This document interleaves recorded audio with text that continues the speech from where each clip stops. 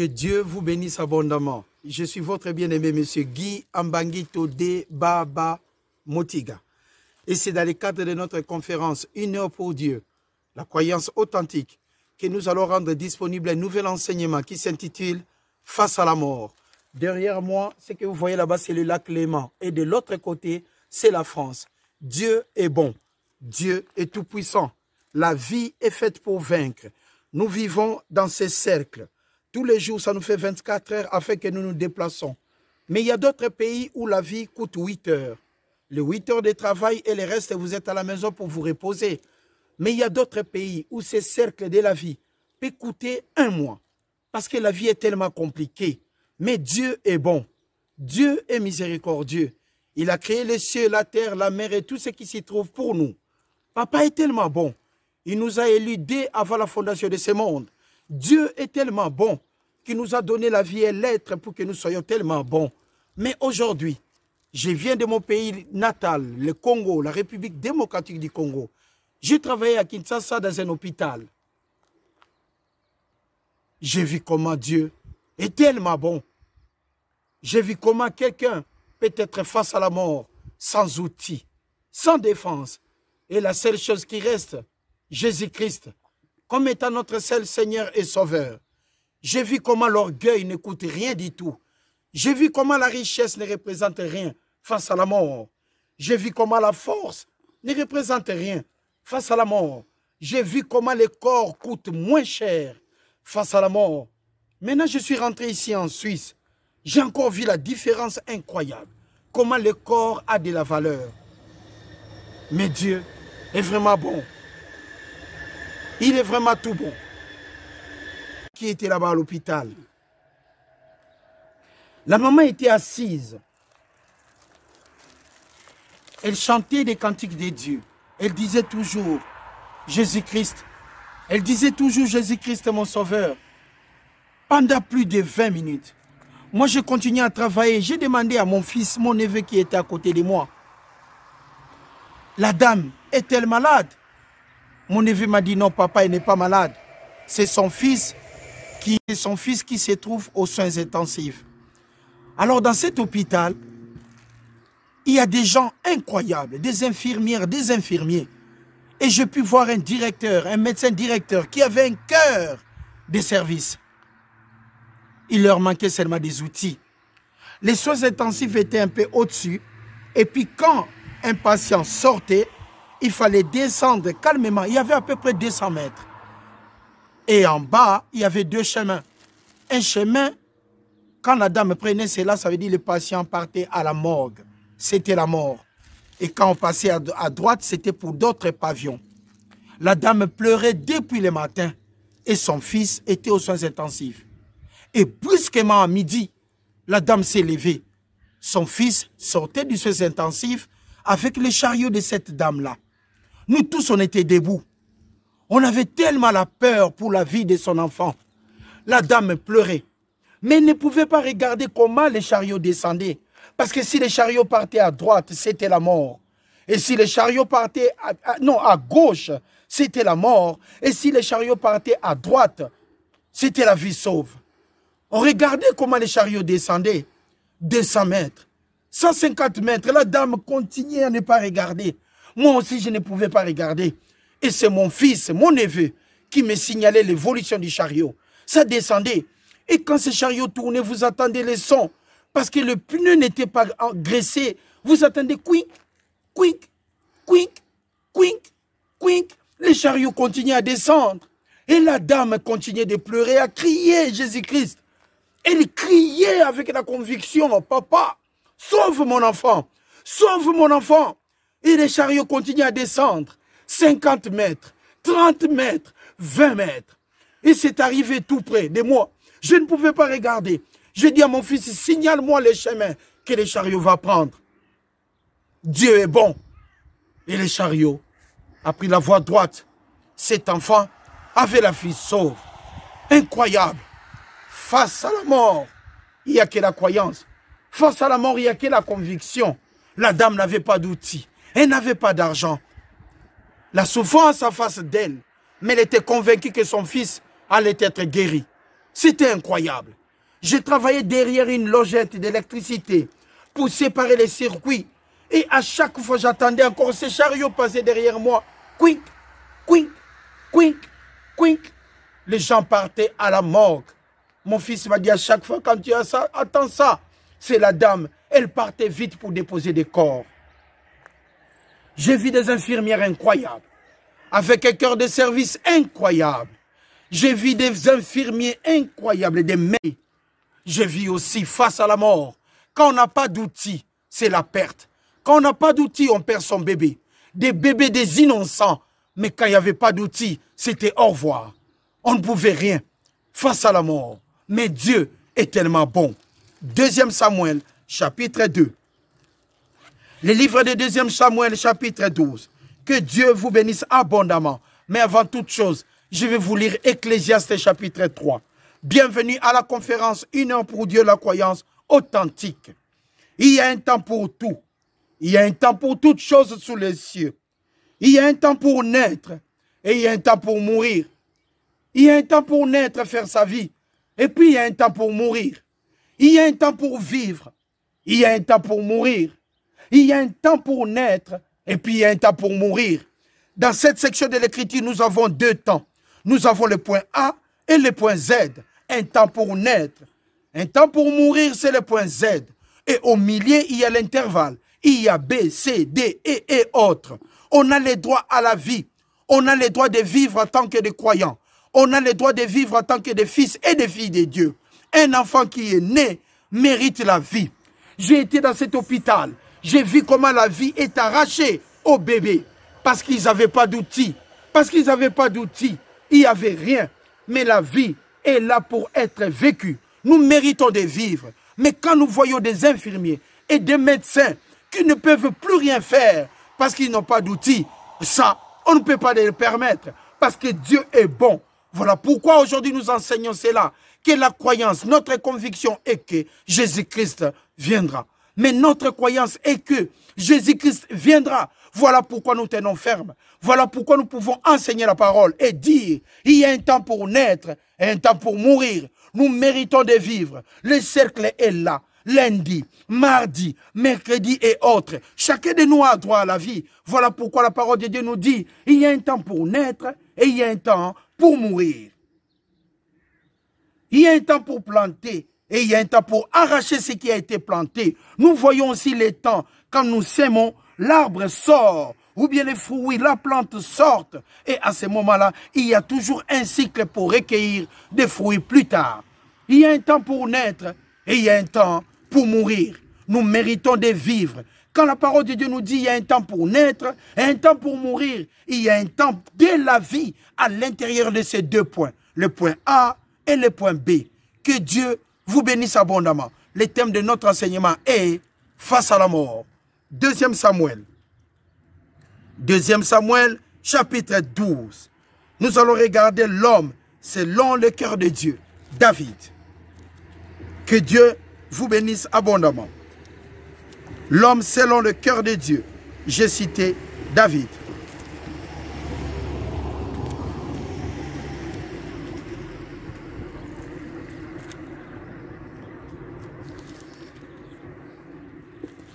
Deuxième Samuel, chapitre 12. Le thème de notre enseignement est face à la mort.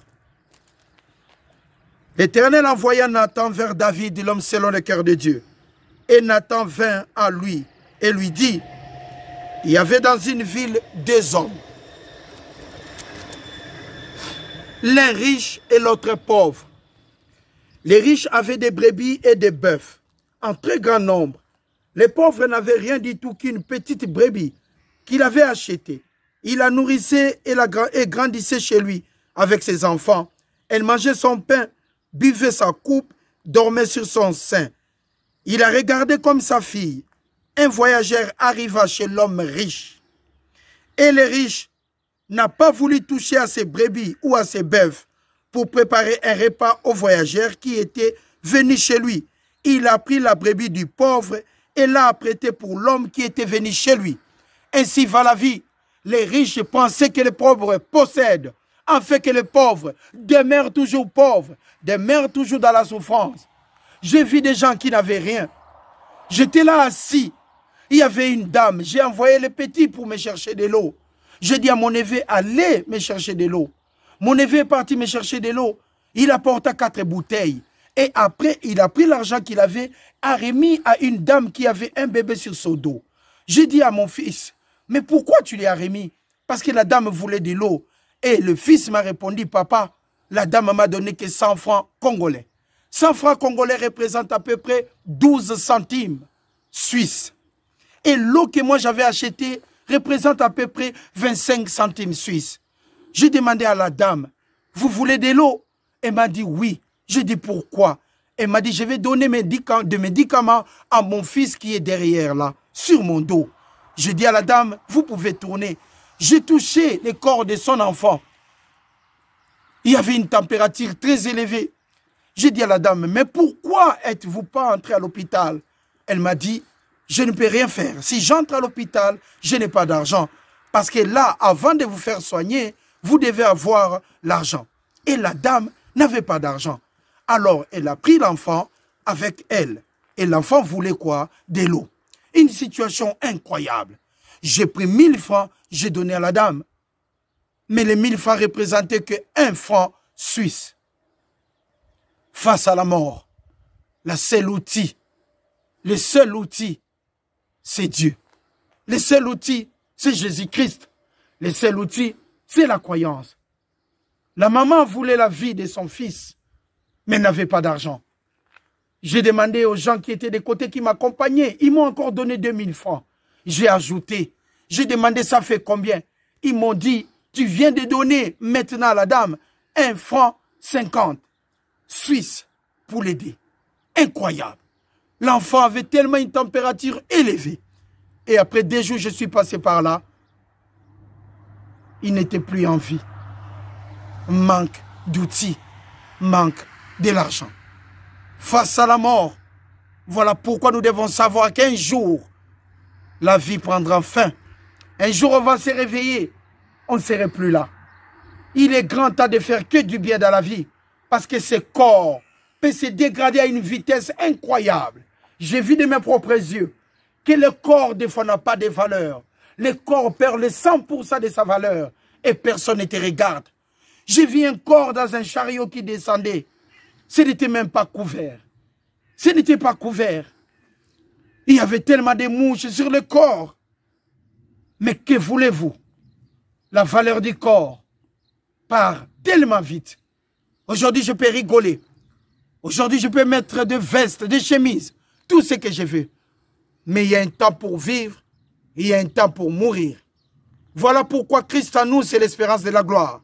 Voilà pourquoi il est évident pour tout et chacun de connaître la parole de Dieu, de marcher selon la parole de Dieu. L'homme riche est venu prendre ce que les pauvres possédaient. Parce que lui, il voulait toujours être riche et que les pauvres restent toujours pauvres. C'est ça la mauvaise foi qui règne sur cette terre. Mais Dieu est bon. Christ en nous, l'espérance de la gloire. Je donne à ces mamans qui la force, que ces mamans puissent avancer dans leur vie, dans des situations qu'ils sont en train de vivre. La différence est énorme.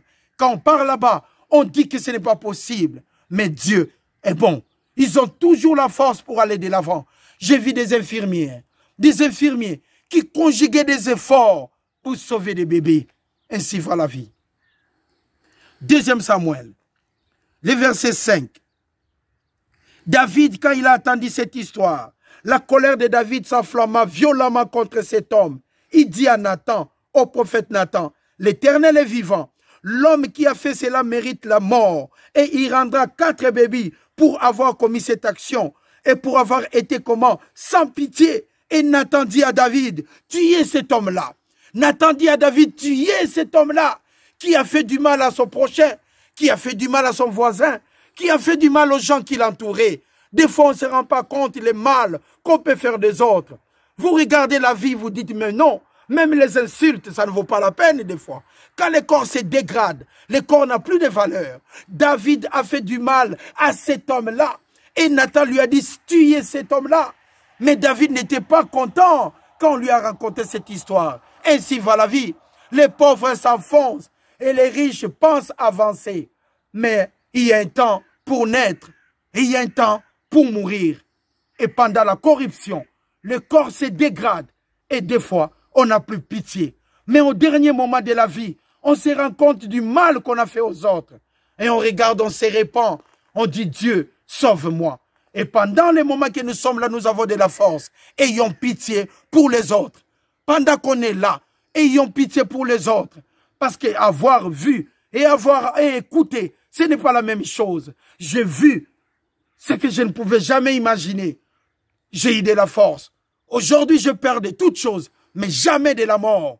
Parce que j'ai compris, quand le corps se dégrade, il n'y a plus de valeur. Même un corps de 1 million peut être vendu à 0 francs dans un chariot.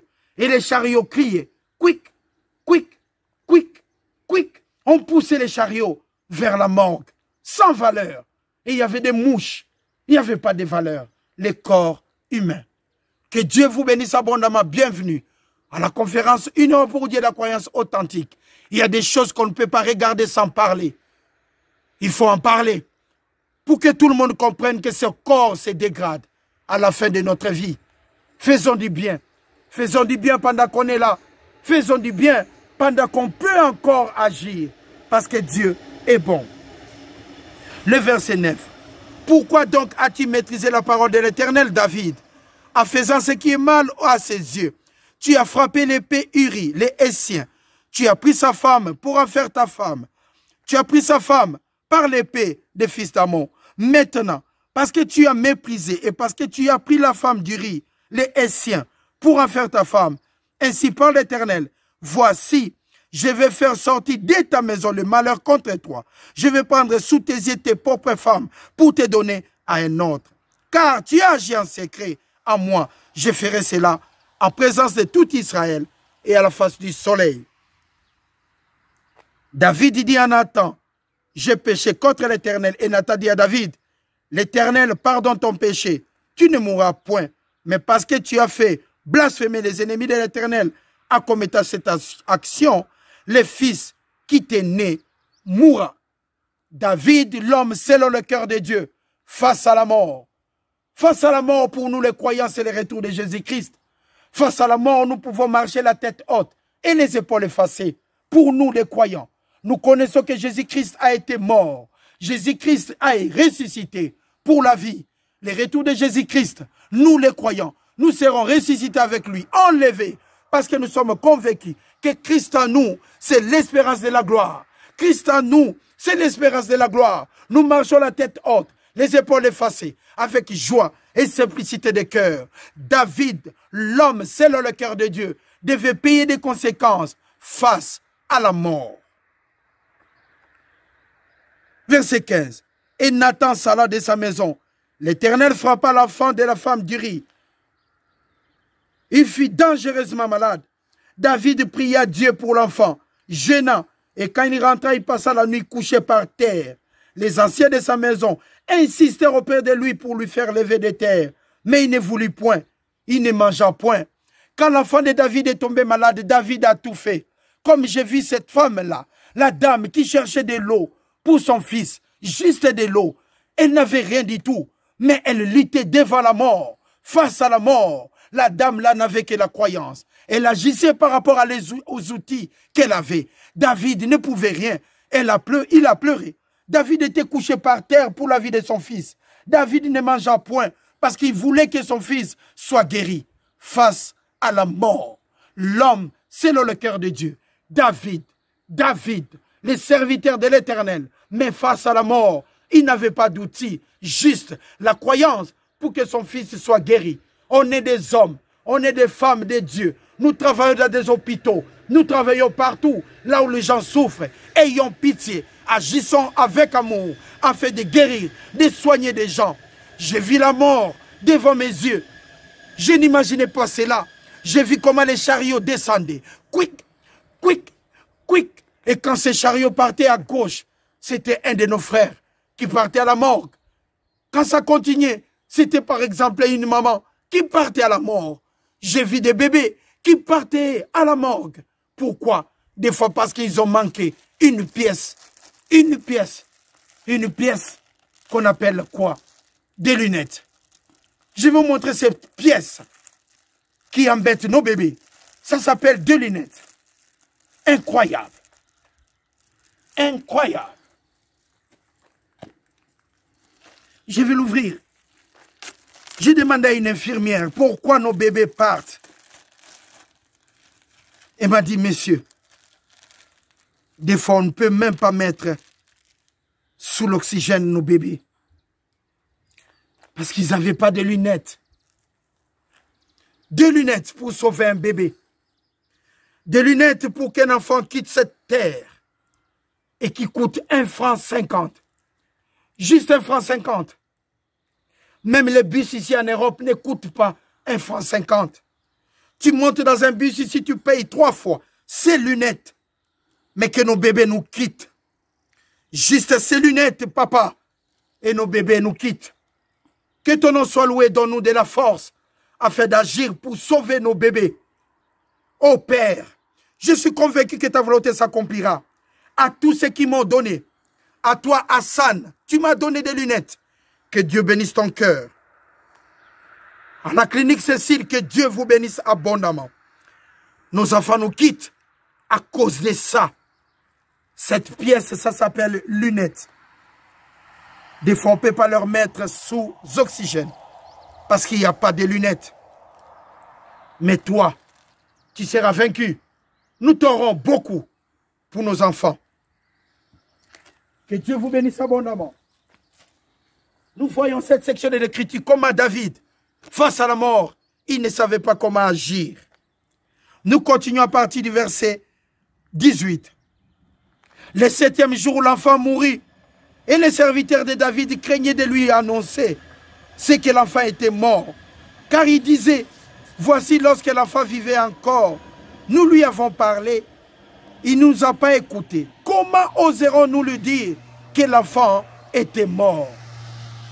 David, l'homme selon le cœur de Dieu, face à la mort. Il s'affligera bien davantage. David maintenant aperçut ses serviteurs, parlait tout bas entre eux. Il comprit que l'enfant était mort. Il dit à ses serviteurs, l'enfant est-il mort? Mon enfant est-il mort? Ils lui répondirent, il est mort. Alors David s'éleva de terre.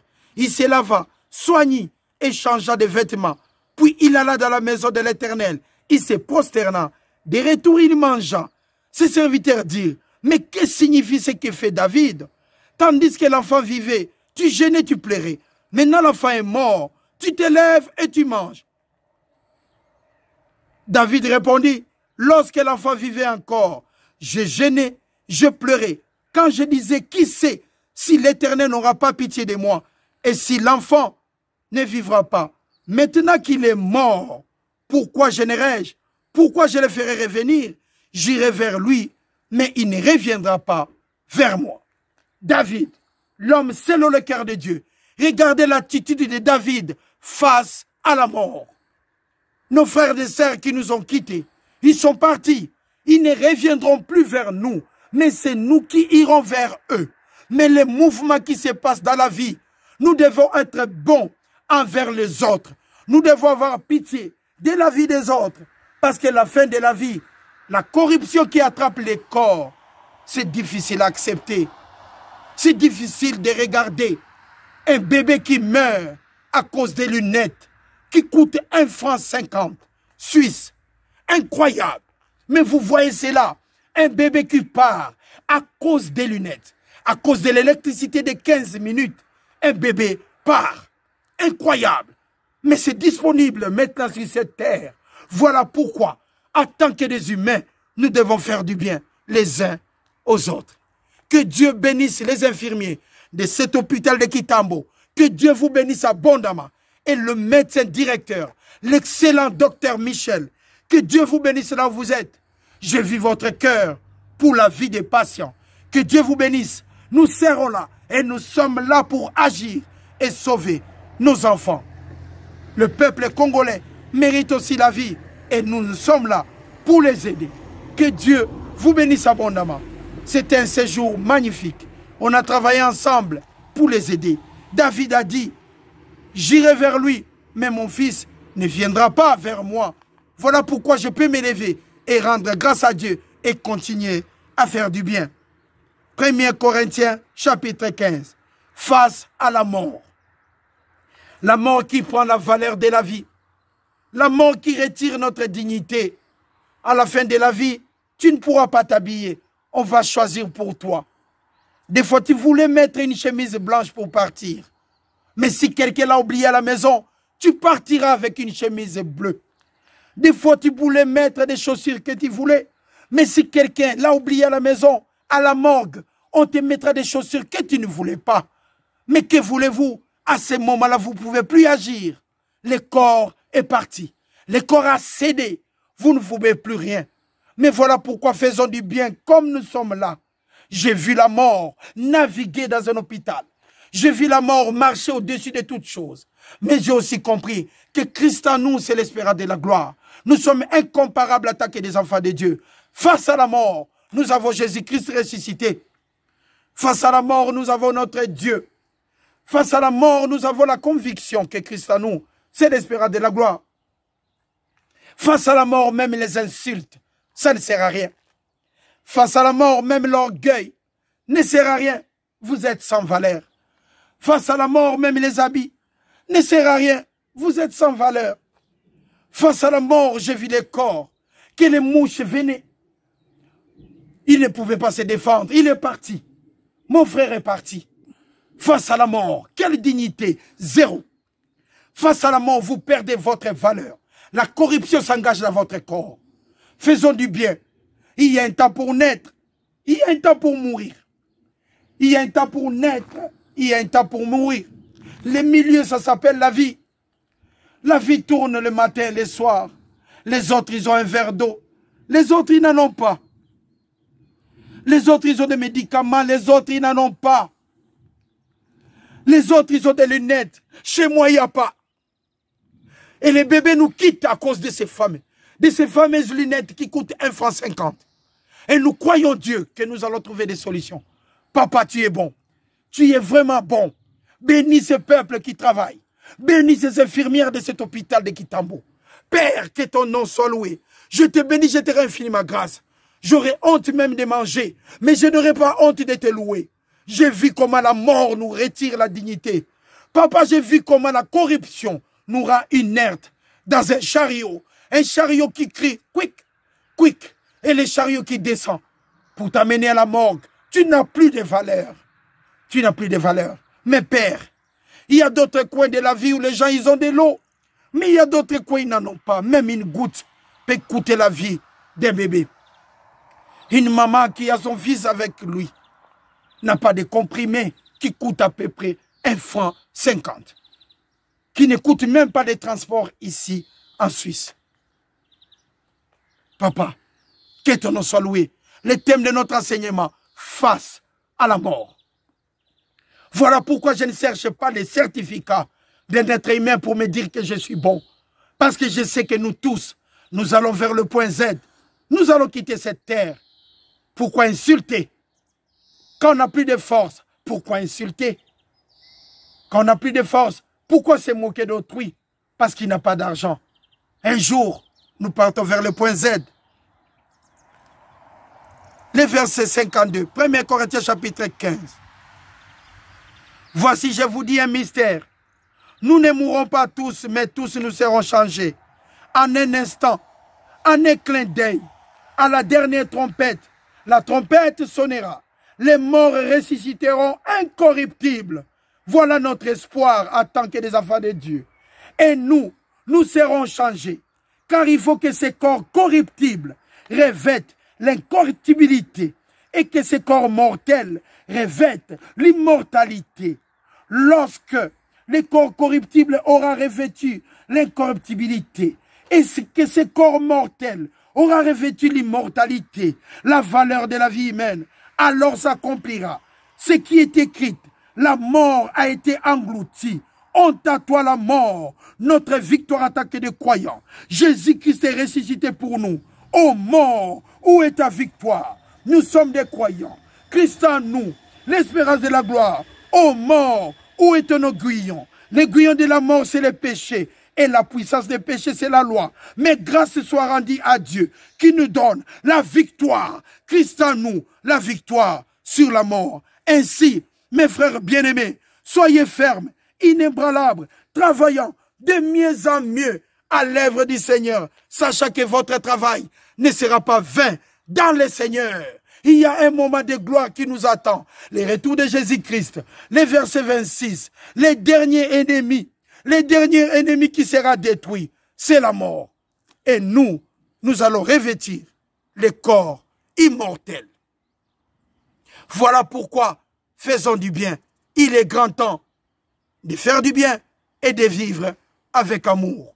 Insulter, vous êtes payé, mais vous ne gagnez pas. Faire du mal, vous gagnez de l'argent, mais à la fin, vous ne gagnez rien du tout. Que Dieu vous bénisse abondamment. C'était là, face à la mort.